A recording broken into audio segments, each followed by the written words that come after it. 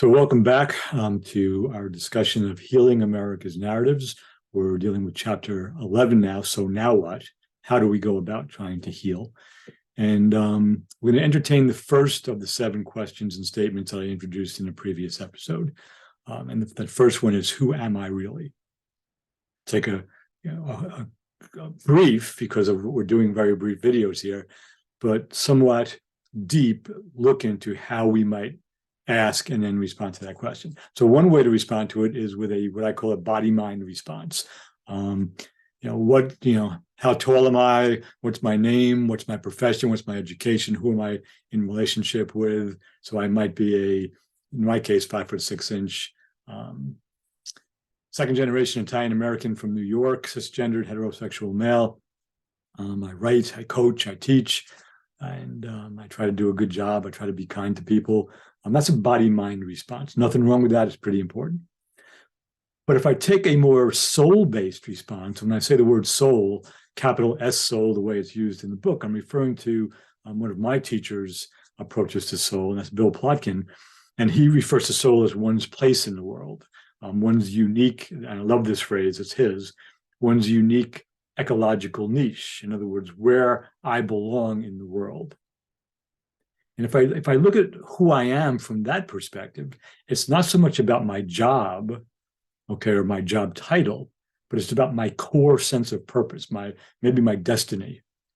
And my job, in my case, coaching and teaching and writing, those are all delivery systems, right, for my soul work, for my sacred dance, for my unique ecological niche.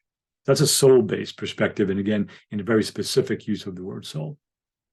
But take a step, I'll say out further, and take a spirit-based perspective, and I look at some approaches to self-inquiry, where the process, asks us to ask the question, who am I really? Notice what's arising in our awareness and eliminate those things that we don't think we really are. So I'm not my body only. I'm not my thoughts. I'm not my emotions. I'm not any other sensations that are coming up in my body, a little bit of itchiness or pain or whatever. I can extend out from my body. I'm not the chair I'm sitting in. I see clouds out the window. I'm not the clouds. I'm not the trees I see. So I begin to eliminate all of these things that I'm not and begin to pay attention to what it is that may be left. And in the Vedanta Advaita approach, coming out of Hinduism, and that's not the only approach, but it's one of the first that really did this self-inquiry, I begin to see all of these things are arising in my awareness, my thoughts, my body, the trees, my desk, all of these things, and I'm none of them. So I begin to get curious about who's aware of them. And from a spiritual perspective, I may begin to feel into that in fact, my identity is awareness itself. My version of awareness encapsulated in this particular body-mind and with this particular soul work or unique ecological niche. So how we begin to entertain the question, who am I really?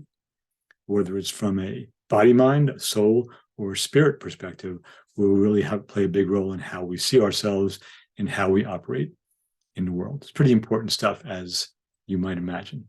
So thank you for tuning in. I'll see you the next time. Keep coming back.